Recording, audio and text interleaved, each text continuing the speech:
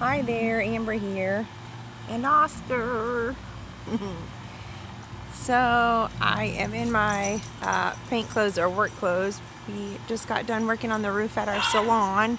We had lots of rain last week, and we had a few drips, unfortunately, and hopefully we got them sealed up. And yeah, my husband was impressed that I was willing to get up there and help. In the past, he's had one of his buddies, but I thought, why not? I thought it was crazy that he was getting up there today because this morning he actually was sedated and had an endoscopy. I think that's how you say it.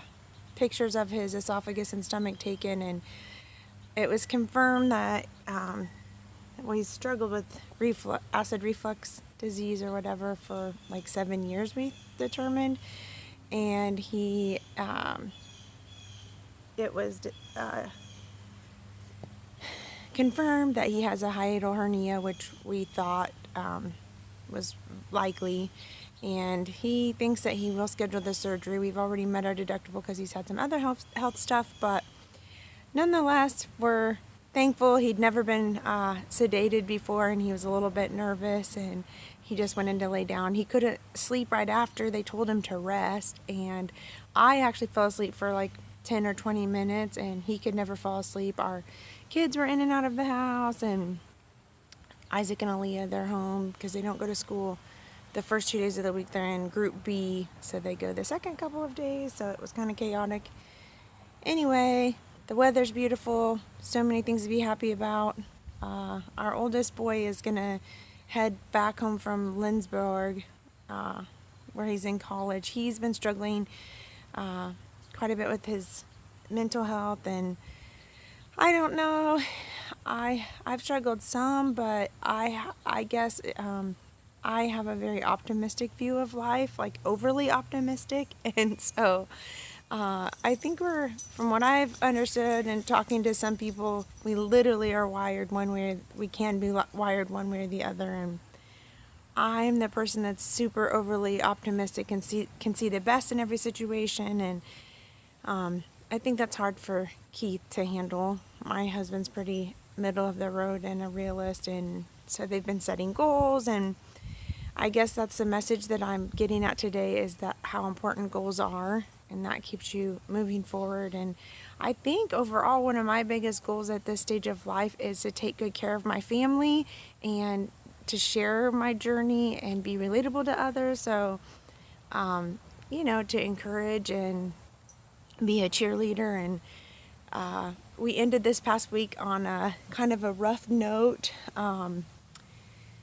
On Friday, after a busy work week on Friday night, we went and watched our daughter dance at the opening home game of the season, and she did great. And we ended up staying up late. We had Starbucks. I blamed it on having Starbucks late in the day, but I don't know. We just had a lot to do, and it was challenging to wind down.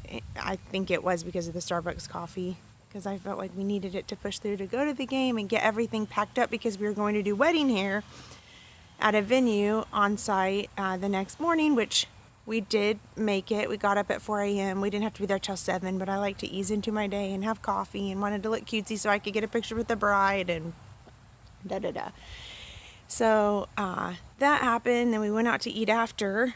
John and I went on a little lunch date, and I brought home leftover french fries, and our dog's gotten a huge quarrel over the fries, and we ended up in the Wichita animal hospital / ER, whatever, and did not make it home till midnight. Our dog Bert, who got hurt in a little scuff, his bottom eyelid got torn really bad, and so we figured out what thing would work around his neck. It's actually a pillow, and did all that. And then yesterday we rested and watched the Social Dilemma documentary, which is really mind-blowing. You should all watch it.